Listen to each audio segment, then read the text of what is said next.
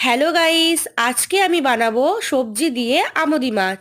সবজিগুলো ফ্রিজেই রাখা ছিল। আর আমি আমুদি মাছ আর ধনেপাতা আনতে ভাইকে পাঠিয়ে দিয়েছিলাম বাজারে। সবজিগুলো ঝটপট কেটে আমি বসে পড়লাম রান্নার কাজে।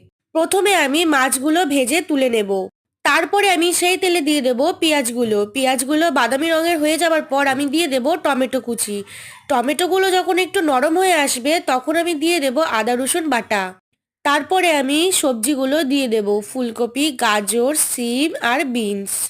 সবজিগুলো দেওয়ার পর মশলার সাথে ভালো করে আমি সবজিগুলো কষিয়ে নেব। সবজিগুলো যখন 80% ভাজা হয়ে যাবে তখন আমি দিয়ে দেব বেগুনগুলো। বেগুন দেওয়ার পর একটু কষিয়ে আমি দিয়ে দেব পরিমাণ মতন জল। তারপরে আমি দিয়ে দেব ধনের গুঁড়ো আর জিরের গুঁড়ো। দেওয়ার পর মাছগুলো আমি দিয়ে ভালো করে আরেকটু রান্না করে নেব। শীতকালে এই রকম আমুদি মাছের রেসিপি অবশ্যই বাড়িতে বানাবেন।